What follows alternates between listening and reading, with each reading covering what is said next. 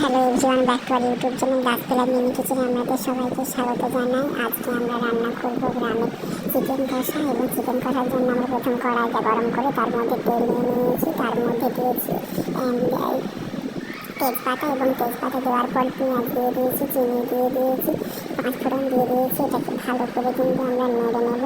ভালো করে কষানোর পরে যাতে পেঁয়াজটা খুব ভালো করে সেদ্ধ হয়ে এবং ভাজা হয়ে যায়, তারপরে আমরা দিয়ে দিচ্ছি রসুন, এবং তারপর এটাকে দিয়ে দিচ্ছি আদা বাটা। আদা বাটাটা দেওয়ার পরে আবার কিন্তু আমরা ভালো করে এটাকে কষিয়ে নেব। তো ভালো করে সবগুলো কষানো হয়ে গেলে এটাকে আমরা কিছুক্ষণ পরে আমরা কিন্তু এরপরে দিয়ে দেবো হলুদ, এবং হলুদটা দেওয়ার পরে কিন্তু আমরা দিয়ে দিচ্ছি এরপরে একে একে নুন, এবং এটাকে তারপরে আবার ভালো করে আমরা নেড়ে নিচ্ছি। এবং নাড়ার পরে কিন্তু আমরা দিয়েছি লঙ্কা গুঁড়ো, এবং লঙ্কা গুঁড়োটা দেওয়ার পরে কিন্তু আমরা আবার ভালো করে এটাকে নেড়ে নেব। নাড়ার পরে কিন্তু দেখতে পাচ্ছেন ফুটছেটা খুব ভালোভাবে। এবং এরপরে আমরা দিয়ে দিচ্ছি টমেটো কুচি। টমেটোটাকে ভালো করে নেড়ে নিচ্ছি। তারপরে দিয়েছি লঙ্কা কুচি, এবং লঙ্কাটাকে কাঁচা লঙ্কা দিয়ে রান্না করলে খুব ভালো হয়।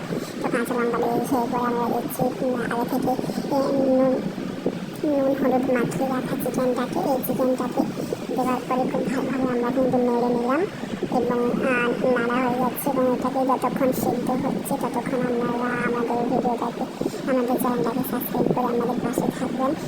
এবং তো তারপরে আমরা কিন্তু দিয়ে দিচ্ছি আলু। এই আলুটা কিন্তু দেওয়ার পরে কিন্তু আমরা আলুটা খুব ভালোভাবে নেড়ে নেব।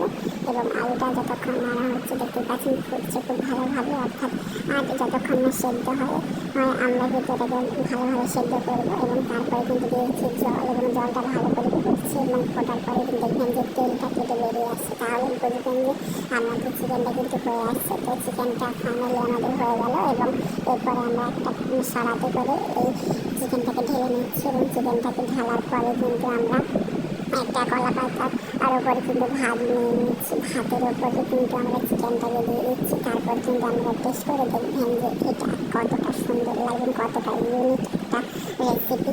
এই তো প্লিজ বন্ধুরা আমার পাশে থাকবেন। ধন্যবাদ।